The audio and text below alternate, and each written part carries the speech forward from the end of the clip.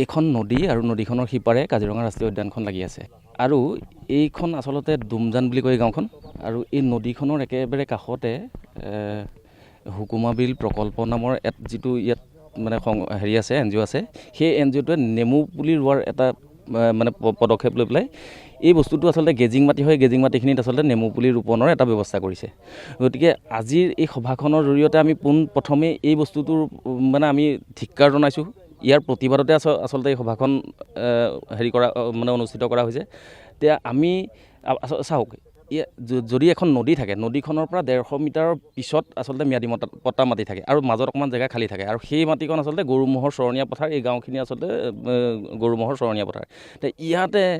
সংৰক্ষিত এটা ৰাজহুৱা এটা সংৰক্ষিত এটা অঞ্চল আৰু এই অঞ্চলটোত আগৰ যিজন MLA আছিলে তেখেতে ইয়াতে আচলতে এইটো গেজিং মাটি বুলি পেলাই ঘোষণা কৰি পেলাই বিভিন্ন ইয়াত প্ৰকল্পৰ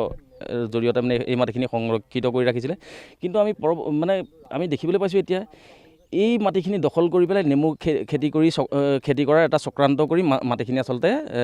ব্যক্তিগতকৰণেই হওক বা NGOৰ নামতে হওক কৰিবলৈ চেষ্টা কৰা হৈছে গতিকে এই কথাটো আমি প্ৰথমতে ধিক্কাৰ জনাইছোঁ আৰু ইয়াৰ তীব্ৰ বিৰোধিতা কৰিছোঁ এই বস্তুটো যদি এই প্ৰকল্পটো যদি অনতি বিলম্বে বন্ধ নকৰে তেতিয়াহ'লে ৰাইজে একত্ৰিত হৈ পেলাই আচলতে নিৰ্দিষ্ট এটা সময় দিয়া হ'ব সময়সীমাৰ ভিতৰত যদি তেখেতসকলে এই প্ৰকল্পটো বন্ধ নকৰে তেতিয়া নিশ্চয়কৈ ৰাইজে ইয়াৰ ওপৰত বিহিত ব্যৱস্থা ল'ব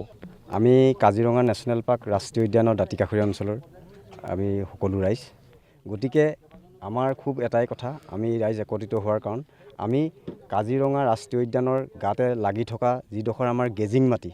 যিসকল আমাৰ এটাইকেইখন গাঁৱৰ ইয়াত গৰু ম'হ চৰে বানপানী হ'লে আমাৰ ওখ ঠাই নাই এনেকুৱা এডোখৰ জেগা আছে এইডোখৰে জেগা যিহেতু আমাৰ গত 17 চনৰ পৰা আমাৰ যিটো জিতেন গগৈদেৱ আমাৰ স্থানীয় বিধায়ক আছিলে সেই বিধায়ক মহোদয়ে আমাৰ ইয়াত এটা এইডোখৰ জেগা তেখেতে নিজৰ ট্ৰেক্টাৰে আহি এইখন গোটেইখিনি সমান কৰি পেলালে সমান কৰি ৰাজু চিলিং গ্ৰাউণ্ড কৰি আমাক চৰণীয়া পথাৰ হিচাপে আমি বহু লোকে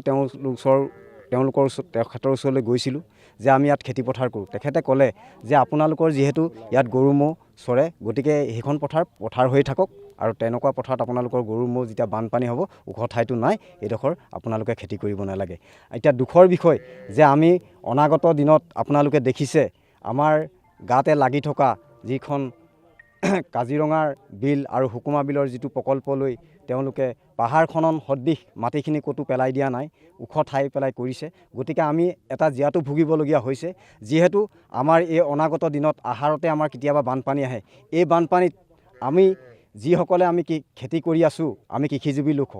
গতিকে আমি এই আমাৰ যিখিনি আমি আগফালৰ যিখন আমাৰ পথাৰ হৈছে আমি খেতি কৰোঁ সেই পথাৰখন যিটো ভেটা মাৰি থৈছে যদি মাটিখিনি এই বাৰিষা কালত ক'তো গতন্তৰ নাই তেওঁলোকৰ নিবলৈ গতিকে যেতিয়া বানপানী আহিব আমাৰ গোটেই ঘৰ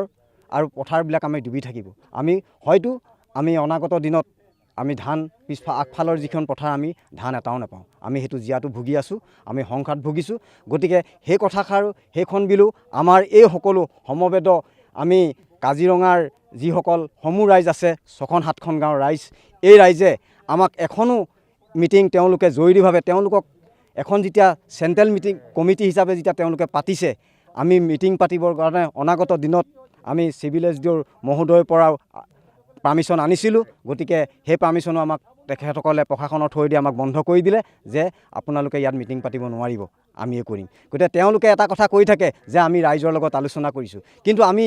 এনেকুৱা এটা কথা আমি লুখুৰাখনীয়া নামঘৰত অনাগত দিনত এখন ৰাজহুৱা সভা দিছিলোঁ সেই ৰাজহুৱা সভাত এখন কাজিৰঙা সুৰক্ষা সমিতি আমি গঠন কৰি দিছিলোঁ সেই সুৰক্ষা সমিতিৰ আমাৰ কমিটিৰ বিষয়ববীয়াসকলক মাতি নি তেওঁলোকে আমাক মাতি নি পেলাই কথাখিনি কয় যে আমি ৰাজহুৱা সভা পাতিলোঁ আগতে পাতিলোঁ